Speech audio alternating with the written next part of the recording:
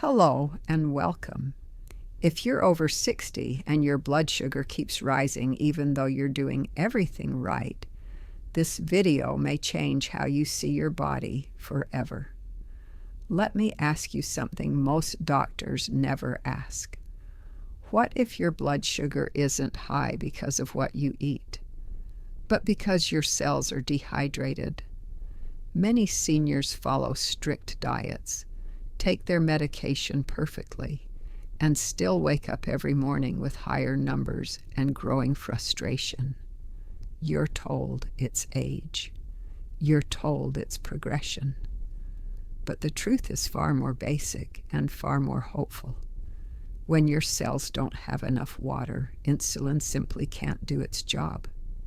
Glucose stays trapped in your bloodstream, not because you failed, but because your body is missing one essential condition to work properly. In this video, I'll show you why hydration matters more after 60 than almost anyone explains, how when and how you drink water affects insulin sensitivity, and why fixing this one overlooked factor can stabilize blood sugar without adding more restrictions to your life.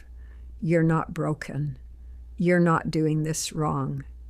You may just be fighting the wrong enemy. Stay with me until the end, because this simple shift could be the foundation that finally makes everything else work. And if this kind of calm, science-based guidance matters to you, like this video, subscribe to the channel, and let's get started.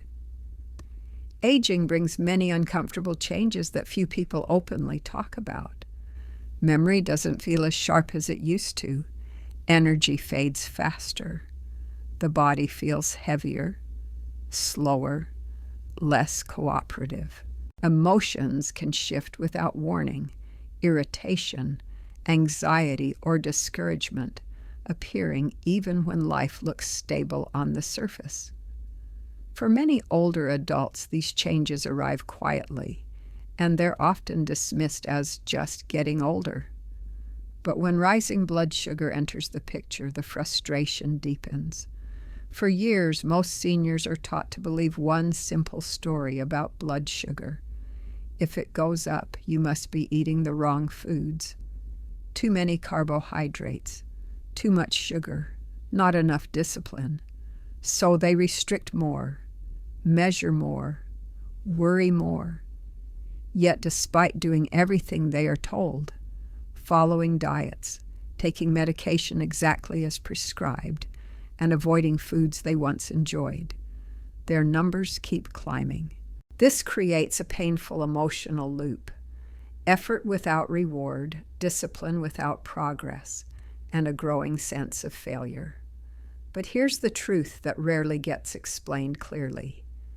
Blood sugar does not rise only because glucose enters the bloodstream. It rises because glucose cannot get out of the bloodstream and into the cells where it belongs. The real issue in many older adults is not what they're eating. It's what their cells can no longer do efficiently. As we age, the body's internal environment changes in subtle but powerful ways. One of the most important and overlooked changes is cellular hydration. Inside your body, insulin works like a messenger, telling cells to open their doors so glucose can enter and be used for energy. But when cells are dehydrated, those doors become stiff and unresponsive. Insulin may be present, medication may be working, and meals may be controlled, but glucose still has nowhere to go. This is why so many seniors experience rising blood sugar, even without major changes in diet. It's not defiance or failure, it's physiology. Dehydrated cells become resistant cells, and resistant cells force glucose to stay in the bloodstream, where it shows up as higher fasting numbers, unpredictable spikes, and frustrating lab results. What makes this problem especially challenging in older adults is that dehydration is often invisible. Thirst signals weaken with age. Many people don't feel thirsty until they are already significantly dehydrated.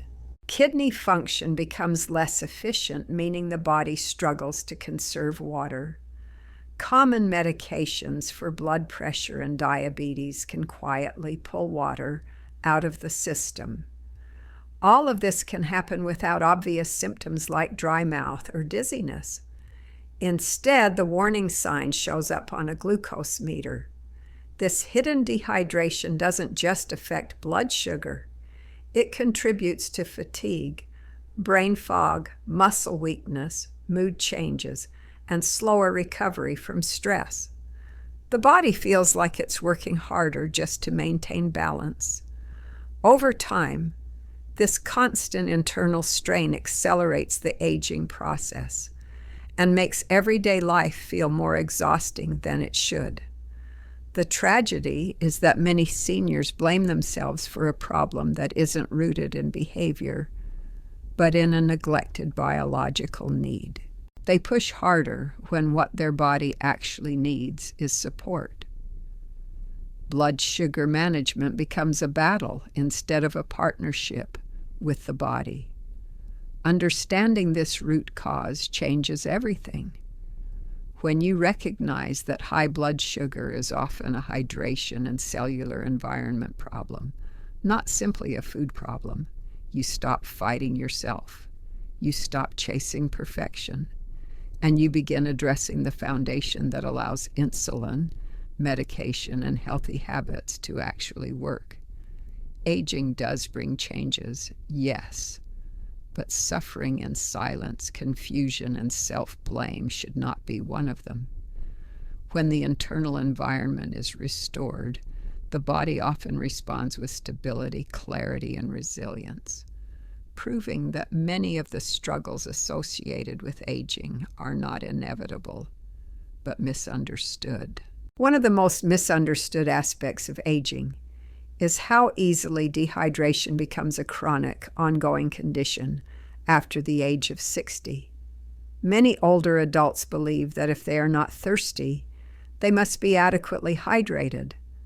Unfortunately, by that stage of life, thirst is no longer a reliable signal. Dehydration doesn't announce itself loudly.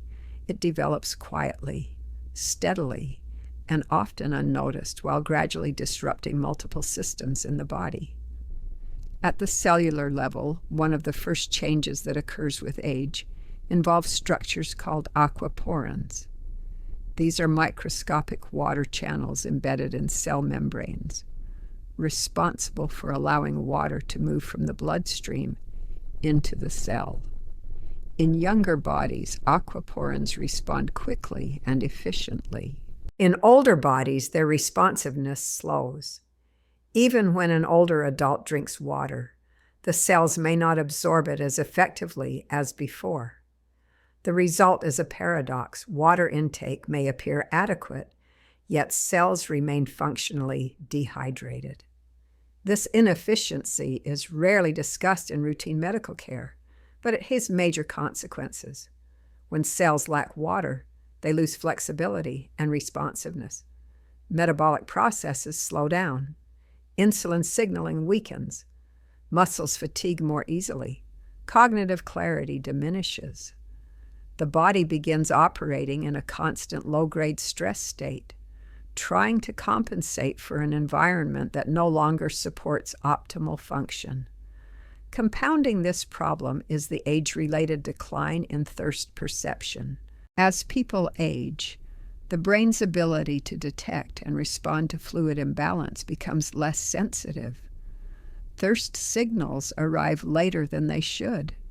By the time an older adult feels thirsty, dehydration has often been present for hours. This means relying on thirst alone guarantees chronic underhydration. The body is always playing catch-up, never quite restoring balance. Kidney function also plays a critical role. With age, the kidneys gradually lose their ability to concentrate urine and conserve water efficiently. In younger adults, kidneys can adjust fluid retention precisely, preserving hydration during periods of low intake. In older adults, this regulatory system weakens. More water is lost through urine, even when intake is modest. This creates a continuous drain on the body's fluid reserves, further drying out cells and tissues over time. Medication use adds another powerful layer to this issue. Many seniors take medications for blood pressure, heart health, or diabetes, often for good reason. However, a significant number of these drugs have diuretic effects, meaning they increase fluid loss as part of their mechanism of action. Some medications pull water out of the bloodstream. Others increase urination. Some alter electrolyte balance, making it harder for the body to hold on to the water it does receive. The problem is not the medications themselves, but the lack of guidance around hydration while taking them. Older adults are rarely told that their fluid needs increase when certain medications are introduced. Instead, dehydration quietly worsens, and the symptoms, fatigue, dizziness, rising blood sugar, poor concentration, are often blamed on aging or disease progression rather than fluid imbalance. What makes chronic dehydration especially dangerous after 60 is that it doesn't cause immediate alarm. There may be no dry mouth, no intense thirst, no dramatic warning signs. Instead, it shows up indirectly: unstable blood sugar, low energy, poor sleep, frequent headaches, muscle cramps, constipation, or mood changes. These symptoms are treated individually, while the underlying cause remains unaddressed. Over time, the body adapts to this dehydrated state, but adaptation does not mean health. It means survival under suboptimal conditions. Cells become resistant. Systems become less flexible. Recovery slows, and the aging process appears to accelerate, not because the body is failing, but because it lacks the most basic resource it needs to function properly. Understanding why dehydration becomes so common after 60 is not about assign and blame. It's about restoring awareness. Aging bodies require intentional support. Hydration can no longer be passive or instinct-based. It must become structured, deliberate, and respectful of the biological changes that come with time. When that shift happens, many of the struggles associated with aging begin to make sense, and more importantly, begin to improve. The consequences of chronic dehydration on blood sugar are far more serious than most people realize, especially in older adults. When the body lacks adequate water at the cellular level, blood sugar control becomes unstable, unpredictable, and frustrating, even for those who are doing everything right. This is not a minor inconvenience. It is a fundamental breakdown in how glucose is processed and used by the body. At the center of this problem is the cell membrane. Healthy cell membranes are flexible and responsive. They open when insulin signals them to do so, allowing glucose to move from the bloodstream into the cell, where it can be converted into energy. But dehydration changes the physical structure of the cell membrane. Without enough water, membranes become rigid, less fluid, less adaptable. In this state, insulin can knock, but the door does not open easily. This rigidity is what we commonly refer to as insulin resistance. It is often blamed on poor diet, excess weight, or lack of exercise. While those factors can contribute, dehydration alone is enough to create insulin resistance even in people who eat well and take medication faithfully. The insulin is present, the signal is sent, but the cell, physically stiffened by lack of water, cannot respond properly. When glucose cannot enter the cells, it remains trapped in the bloodstream. This is why many older adults see rising blood sugar numbers despite strict dietary control and medication compliance. Meals haven't changed. Dosages haven't changed. Effort hasn't changed, yet the numbers do.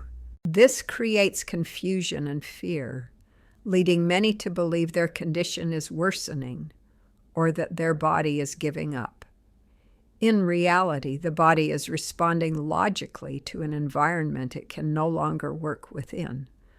This trapped glucose doesn't just raise lab values. It affects how the body feels day to day. High circulating glucose thickens the blood, slows circulation, and increases inflammatory stress. Cells starve for energy, while sugar floats uselessly in the bloodstream. This paradox, high blood sugar paired with low cellular energy, is why many seniors feel tired, foggy, and weak, even when their glucose levels appear managed on paper. One of the most noticeable consequences of dehydration-related insulin resistance is erratic blood sugar fluctuation. Instead of stable, predictable readings, numbers swing unexpectedly. A meal that caused little change one day may trigger a spike the next. Fasting glucose becomes unreliable. This instability is deeply stressful for the body and emotionally exhausting for the person experiencing it. The morning is often the most difficult time.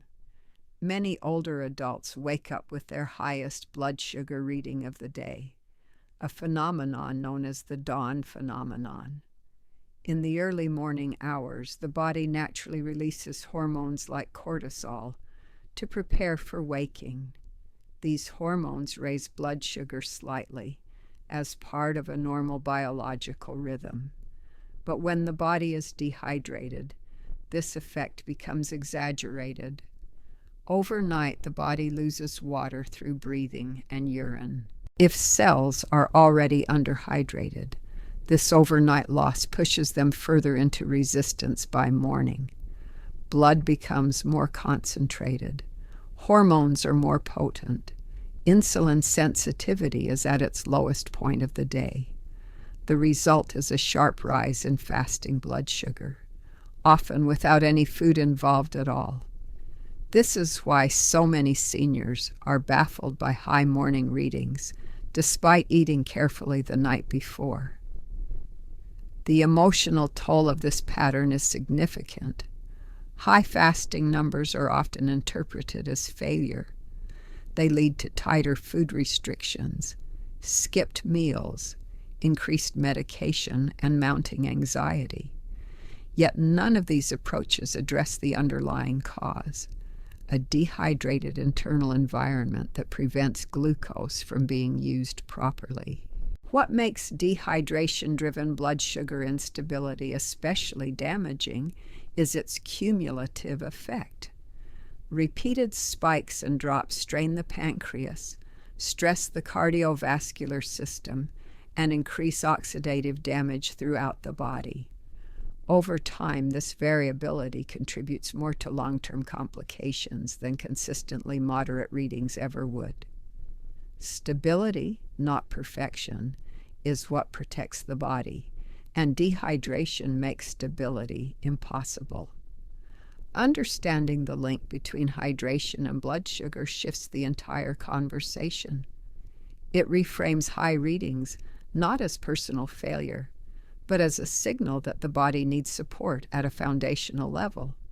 When cells regain hydration, membranes soften, insulin signaling improves, and glucose finally moves where it belongs. Blood sugar becomes calmer, mornings become more predictable, and the exhausting cycle of confusion and self-blame begins to break. Dehydration does not just raise blood sugar, it robs the body of control. Restoring hydration restores that control, giving aging bodies a chance to function with the stability and resilience they were designed to maintain. After the age of 60, Hydration is no longer a simple habit. It becomes a strategy. Unfortunately, many older adults unknowingly follow hydration patterns that actually worsen blood sugar control instead of supporting it. These mistakes are common, rarely discussed, and often encouraged by outdated or incomplete advice. Understanding and correcting them can make a profound difference in how the body functions day to day. The first and most widespread mistake is counting coffee, tea, or juice as water. While these beverages are liquids, they do not hydrate the body in the same way plain water does, especially at the cellular level. Coffee and many teas contain caffeine, which has a diuretic effect. This means they increase urine production and pull water out of the body. Instead of replenishing hydration, they often deepen dehydration, particularly in older adults whose kidneys already struggle to conserve fluid. Juice presents a different problem. While it contains water, it also delivers a concentrated dose of sugar. This causes a rapid rise in blood glucose, which then triggers insulin release. If cells are already dehydrated and insulin resistant, that glucose has nowhere to go. What was meant to be a hydrating drink ends up worsening blood sugar instability. Over time, relying on juice as a hydration source creates a cycle of spikes and crashes that exhaust the metabolic system. Many seniors believe that as long as they are drinking something throughout the day, hydration is covered. But the body does not treat all fluids equally. Cells require plain water to maintain membrane flexibility and efficient glucose transport. Flavored beverages, sweetened drinks, and stimulants simply do not provide the same physiological benefit. The second major mistake is drinking ice-cold water, especially in the morning. This habit is often recommended as refreshing or energizing, but for aging bodies, it can be counterproductive. Cold water causes vasoconstriction, the narrowing of blood vessels. When blood vessels constrict, circulation slows. Slower circulation means insulin and glucose are delivered to cells less efficiently, impairing glucose uptake. In the morning, this effect is amplified. After sleep, the body's core temperature is lower, cells are already mildly dehydrated, and insulin sensitivity is at its weakest point of the day. Introducing ice-cold water at this time shocks the system, triggering a stress response. Stress hormones such as cortisol rise, and cortisol directly increases blood sugar. Instead of helping morning glucose levels, cold water can quietly push them higher. Room temperature or slightly warm water has the opposite effect. It supports circulation, encourages gentle vasodilation, and allows water to be absorbed more efficiently. This difference may seem small, but when repeated daily over months and years, it becomes metabolically significant, especially for older adults struggling with unstable fasting glucose. The third and most dangerous mistake is drinking water only when thirst appears. Thirst is not an early warning system. It is a late-stage dehydration signal. By the time an older adult feels thirsty, the body has already been underhydrated for hours. Cells have already stiffened. Insulin sensitivity has already declined. Blood sugar may already be rising. With age, thirst perception becomes delayed and blunted.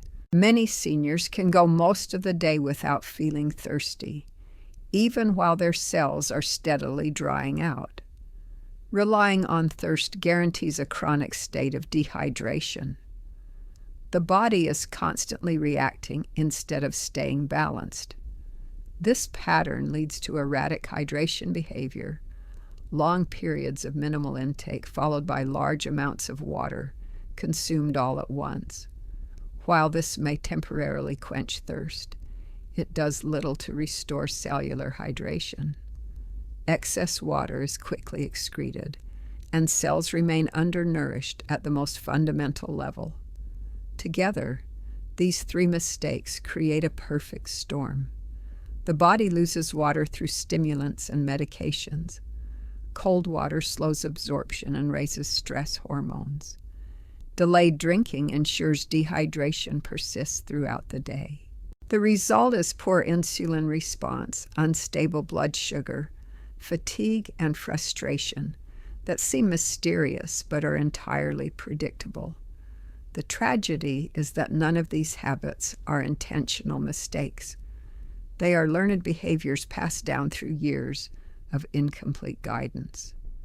Most people were never taught that hydration after 60 must be proactive, specific, and gentle on the system.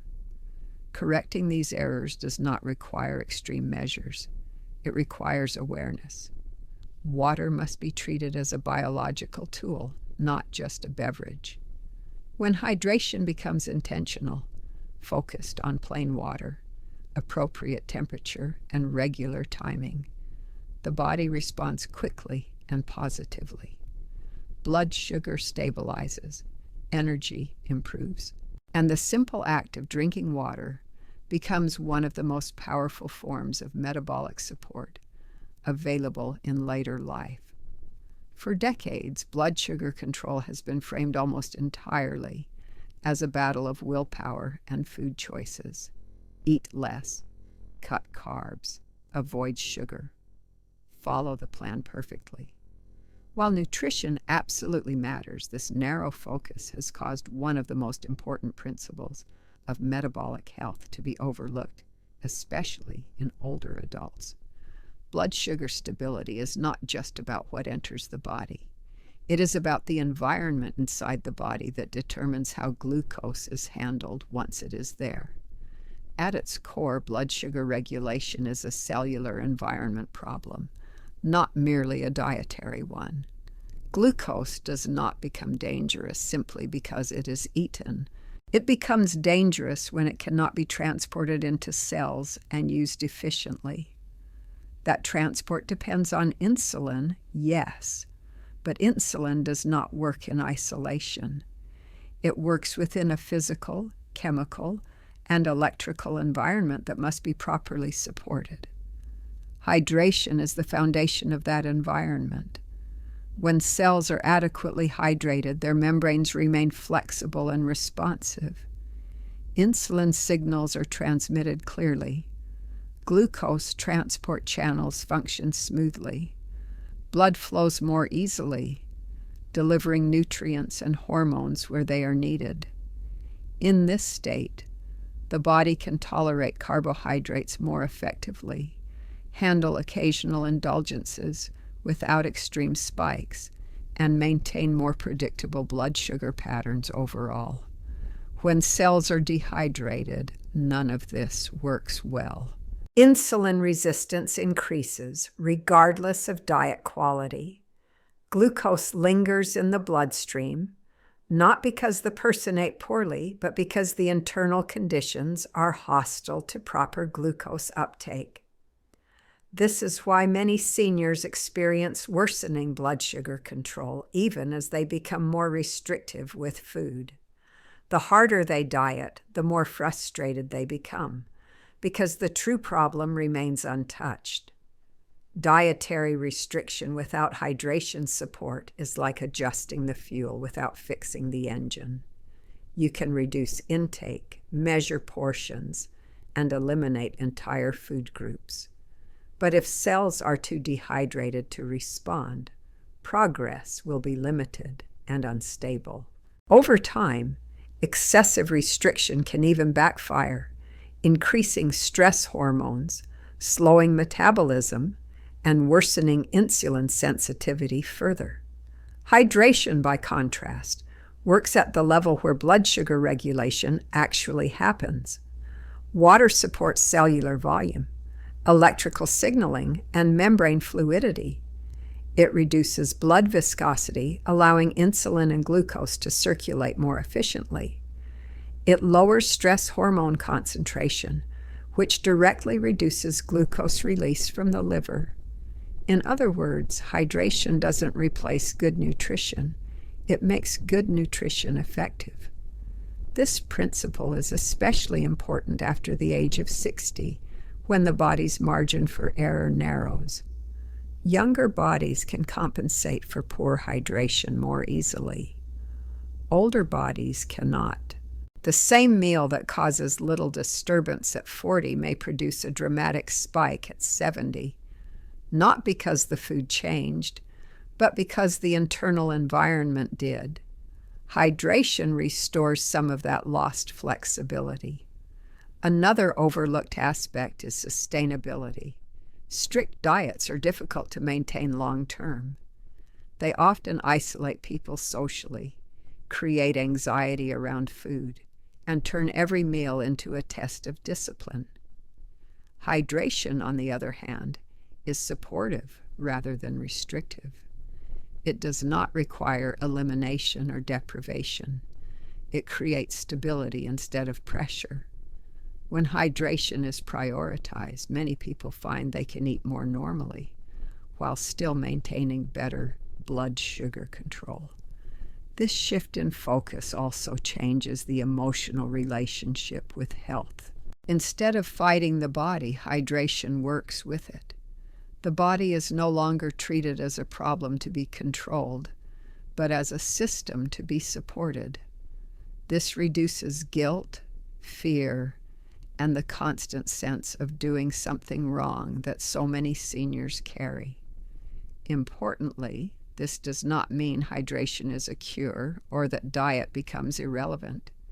It means hierarchy matters. Hydration comes first because it determines whether everything else works. Medication, nutrition, exercise, and sleep all depend on a hydrated internal environment to deliver their full benefit. Without it, even the best plan will underperform. When cells regain proper hydration, insulin does not need to work harder. It simply works better. Glucose moves where it belongs. Blood sugar becomes calmer and more predictable. Energy improves. Mental clarity returns. And the exhausting cycle of restriction and disappointment begins to fade. Understanding this core principle is often the turning point for older adults struggling with blood sugar. Once hydration is restored, the body reveals something powerful. It was never resisting help. It was missing the conditions it needed to respond. Once hydration is understood as a foundation rather than a side habit, the next question becomes practical. How do you do it correctly? This is where the WTR protocol, water, timing, and regulation, comes in. It is not about drinking more water randomly or forcing yourself to meet an arbitrary daily number. It is about creating the right conditions so water actually reaches your cells and stays there long enough to make a difference. The first pillar of the WTR protocol is water quality. While any water is better than none, filtered water is ideal whenever possible. Filtration removes contaminants that can interfere with absorption and place additional stress on the kidneys. For older adults whose detoxification systems are already working harder, cleaner water reduces unnecessary burden and improves efficiency at the cellular level. Just as important as purity is mineral content. Water alone does not hydrate cells effectively without electrolytes. Minerals such as sodium, magnesium, and potassium act as electrical carriers that help water move into cells and remain there. Without these minerals, water tends to pass straight through the body, increasing urination without improving cellular hydration. A small pinch of sea salt, mineral drops, or naturally mineralized water can dramatically improve hydration efficiency. This is not about excess salt or supplementation in large doses. It is about restoring trace minerals that modern diets and filtered water often lack. When minerals are present, insulin signaling improves, nerve communication stabilizes, and muscles and cells retain the water they receive. The second pillar of the WTR protocol, and the most transformative, is timing. Hydration is not a volume problem. It is a timing problem. Drinking the right amount at the wrong time produces very different results than drinking the same amount at strategic moments throughout the day. The body responds best to predictable hydration patterns that align with natural biological rhythms. The first hydration window is immediately after waking. After 7 to 8 hours of sleep, the body is naturally dehydrated. Blood is more concentrated, cortisol levels are higher, and insulin sensitivity is at its lowest point of the day. Drinking 350 to 450 milliliters of room temperature water at this time gently rehydrates cells, dilutes stress hormones, improves circulation, and prepares the body to handle glucose more effectively. This single habit alone can significantly improve morning blood sugar readings over time. The second hydration window is 30 minutes before meals, ideally 250 to 350 milliliters. Water at this time improves blood flow to the digestive system and helps slow carbohydrate absorption. It reduces post-meal glucose spikes without interfering with digestion. This is not about filling the stomach. It is about preparing the system. Hydrated blood moves insulin and glucose more efficiently, creating smoother, more predictable responses after eating. The third and fourth windows occur mid-morning and mid-afternoon, with approximately 250 milliliters each time. These windows prevent the gradual dehydration that quietly builds throughout the day. Without them, many older adults spend hours in a mildly dehydrated state, which contributes to fatigue, brain fog, irritability, and rising blood sugar later in the day. These hydration points maintain circulation, stabilize energy, and reduce the stress response that drives glucose release. The final hydration window is 2 to 3 hours after dinner, about 250 milliliters. This supports kidney function and overnight metabolic processes without disrupting sleep. Drinking too much water too late can fragment sleep and raise morning cortisol, which worsens fasting glucose. This window balances hydration with rest, allowing the body to recover rather than struggle overnight. The final pillar of the WTR protocol is regulation, allowing the body time to adapt. During the first 1 to 2 weeks, increased urination is normal. This is not a failure. It is the body recalibrating fluid balance and reactivating cellular water channels.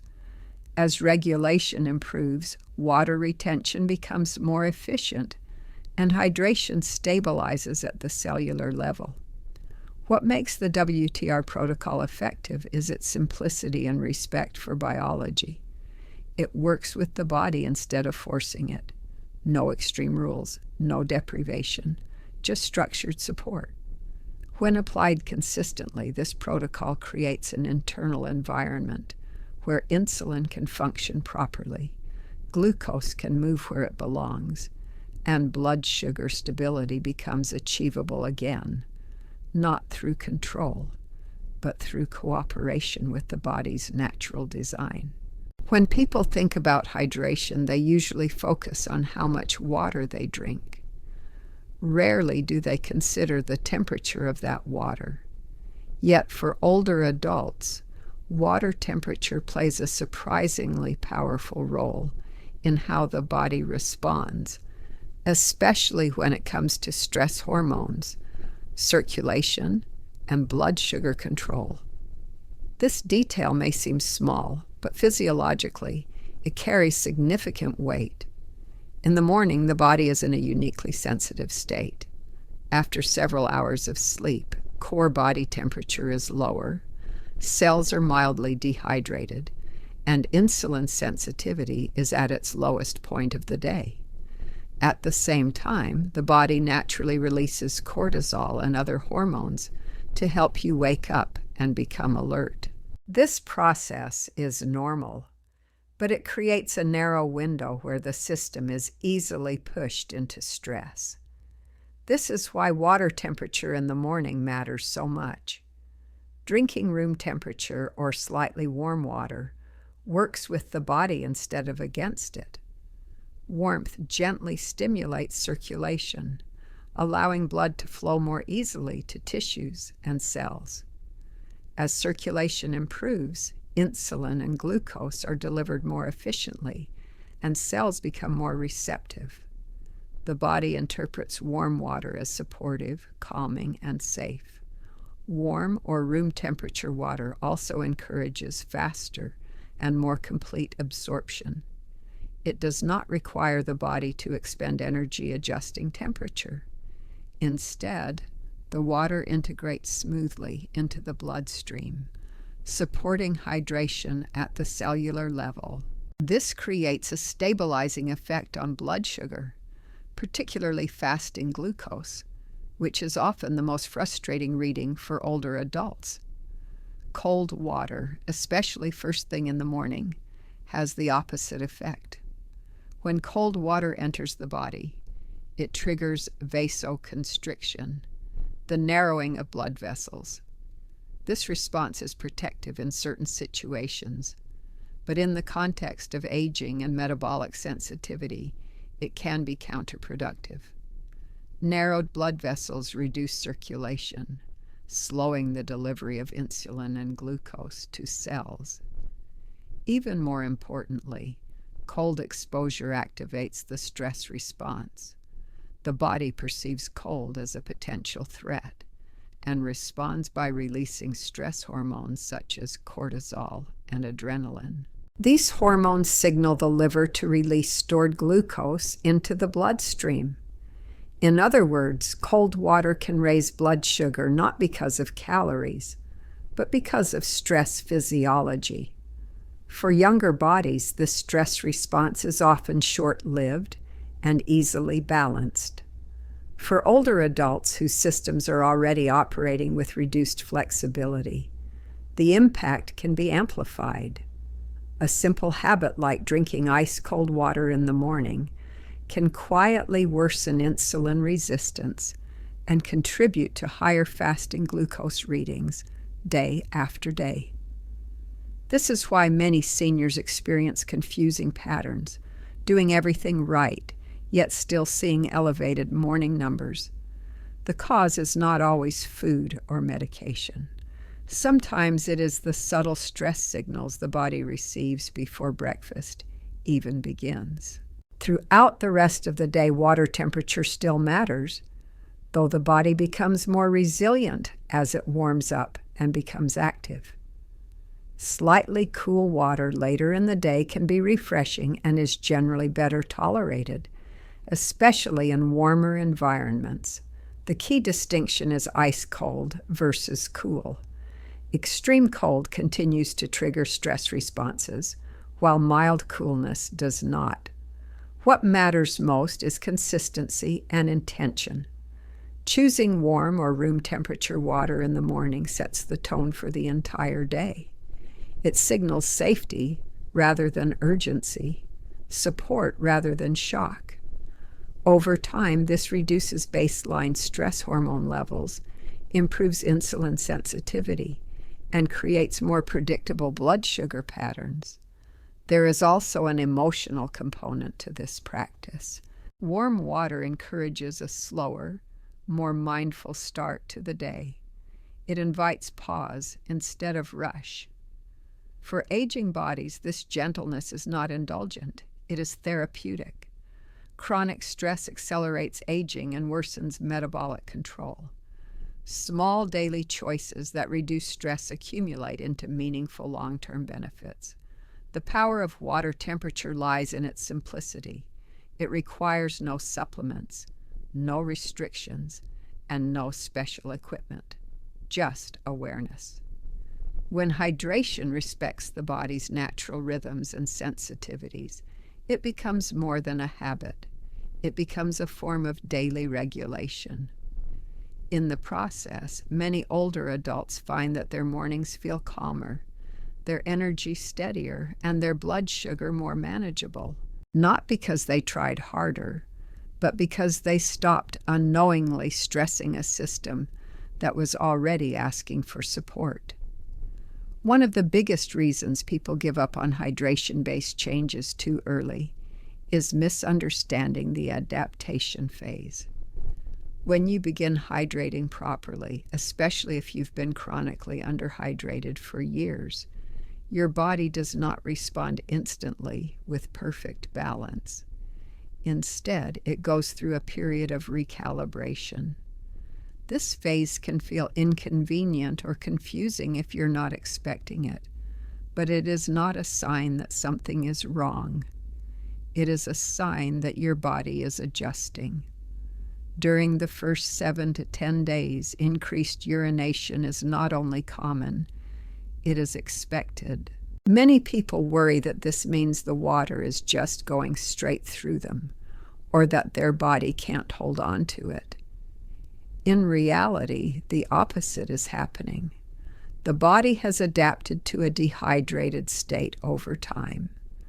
When water suddenly becomes available again, the kidneys initially release excess fluid as they relearn how much to retain. Think of it as a reset, not a failure. In this early phase, cellular water channels begin to reactivate. Blood volume increases slightly. Circulation improves. The kidneys, which may have been operating in conservation mode for years, start recalibrating filtration and retention. Until this adjustment completes, the body errs on the side of release. This is temporary. It does not mean you should drink less. It means you should stay consistent. Many older adults quit during this phase because they find the extra bathroom trips inconvenient or disruptive. But stopping here is like quitting physical therapy on day 5 because muscles feel sore. The discomfort is not damage, it is adaptation. If hydration is reduced at this point, the body simply returns to its previous dehydrated baseline, and no long-term benefit occurs. Around the 2nd to 3rd week, something important begins to change. Urination starts to normalize. The body becomes more efficient at holding onto water. Cells begin to maintain hydration between intake windows instead of immediately losing it. This is when many people notice that their blood sugar readings become calmer. Instead of sharp spikes and unpredictable drops, numbers begin to cluster within a narrower range. Morning readings become less dramatic. Post-meal glucose rises more gently and returns to baseline more smoothly. This doesn't always mean numbers are perfect, but they become consistent. And consistency is far more important than occasional low readings. This stabilization happens because hydrated cells respond to insulin more reliably. Blood is less viscous, so insulin circulates more efficiently. Stress hormones decrease as the body senses improved internal balance. The liver releases less emergency glucose. All of these effects combine to reduce daily variability, which is one of the most damaging aspects of blood sugar dysregulation. Emotionally, this phase often brings relief. For the first time in months or years, people stop feeling like their body is unpredictable or out of control. They begin to trust patterns again. Meals feel less risky. Testing feels informative instead of punishing. This psychological shift matters more than most realize. because stress itself worsens blood sugar control.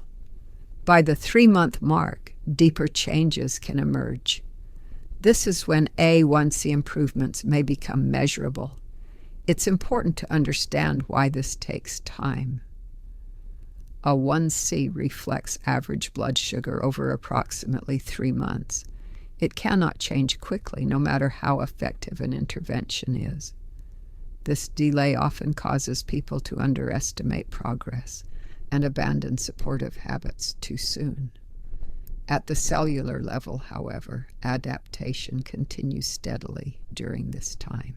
Aquaporin channels function more effectively.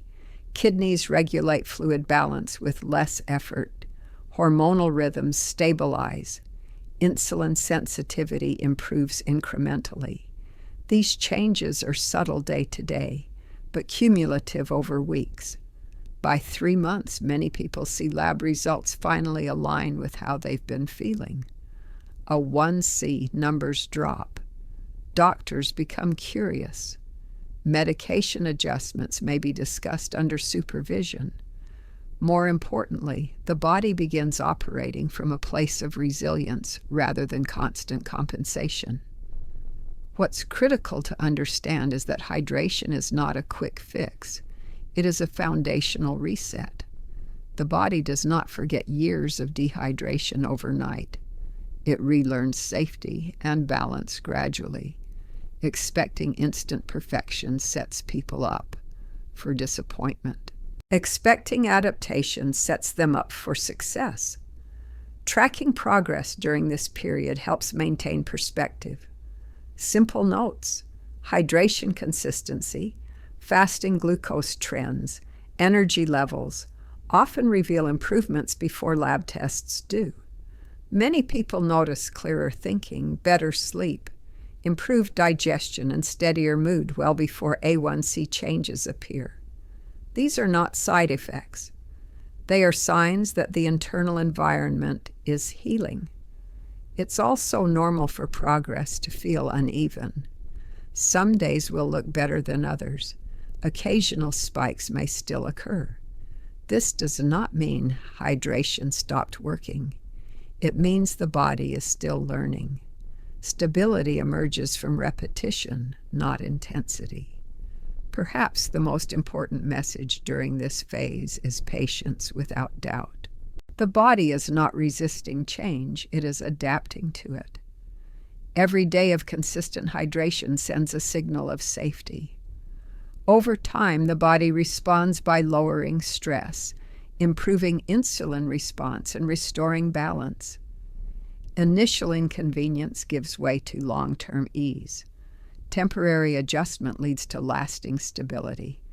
And what begins as a simple change in hydration becomes a quiet but powerful shift in how the body ages, regulates blood sugar, and maintains independence.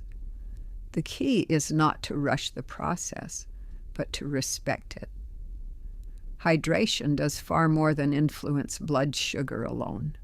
When the body reaches a properly hydrated state at the cellular level, its effects ripple outward, improving nearly every major system, often in ways people do not expect. Many older adults begin focusing on hydration to stabilize glucose, only to discover that sleep improves, digestion becomes easier, mood lifts, and blood pressure steadies. These changes are not coincidences. They are the natural result of restoring the environment the body needs to function efficiently. One of the first areas many people notice improvement is sleep. Dehydration disrupts sleep architecture in subtle ways. It increases nighttime cortisol, contributes to muscle cramps, dry mouth, and frequent waking, and intensifies the stress response during the night. Proper hydration, especially when timed earlier in the day rather than late at night, helps regulate these processes. As blood volume normalizes and stress hormones decrease, the nervous system shifts toward a calmer state. Sleep becomes deeper and more restorative. which in turn improves insulin sensitivity and daytime energy. Blood pressure is another system highly sensitive to hydration status. When the body is dehydrated, blood becomes thicker and harder to pump. This increases vascular resistance and forces the heart to work harder, often raising blood pressure. Chronic dehydration can lead to fluctuating or stubbornly high readings that are resistant to treatment. Proper hydration reduces blood viscosity, improves circulation, and lowers cardiac workload. In many people, this results in more stable blood pressure readings over time. Digestion also benefits significantly. Water is essential for saliva production, stomach acid balance, intestinal movement, and nutrient absorption. Dehydration slows digestion, contributing to constipation, bloating, and discomfort, issues that are especially common in older adults and often worsened by medications. When hydration improves, the digestive tract functions more smoothly. Bowel movements become more regular, nutrient absorption improves, and post-meal discomfort decreases. This alone can improve quality of life dramatically. Mood and emotional regulation are equally affected. Dehydration increases irritability, anxiety, and mental fatigue by activating the body's stress response. Even mild dehydration has been shown to affect mood and cognitive clarity. When hydration is restored, the nervous system calms. Brain cells function more efficiently. People often report feeling more emotionally steady, less reactive, and more mentally clear. These changes are especially meaningful for seniors who may have attributed emotional shifts solely to aging. One of the most important but least discussed benefits of hydration is how it enhances the effectiveness of medication. Medications are transported through the bloodstream. When blood volume is low and circulation is sluggish, drugs cannot distribute evenly or reach target tissues efficiently. This can make medications appear less effective than they truly are. Hydration improves circulation, allowing medications to be delivered more predictably and work as intended. This is particularly relevant for blood sugar and blood pressure medications. When hydration improves insulin sensitivity and circulation simultaneously, medications often begin producing stronger effects at the same dose. This does not mean medication should be stopped or adjusted independently, but it does mean the body may no longer require escalating doses to achieve the same result. Under medical supervision, some individuals find that medication doses can be stabilized or even reduced over time. This is not because hydration replaces medication, but because it removes one of the major barriers preventing medication from working properly. Supporting the body allows existing treatments to function more effectively, rather than constantly needing reinforcement. This holistic impact creates a powerful upward cycle. Better hydration improves sleep. Better sleep improves insulin sensitivity and blood pressure. Improved circulation enhances medication effectiveness. Reduced stress hormones stabilize mood and glucose. Each system reinforces the others.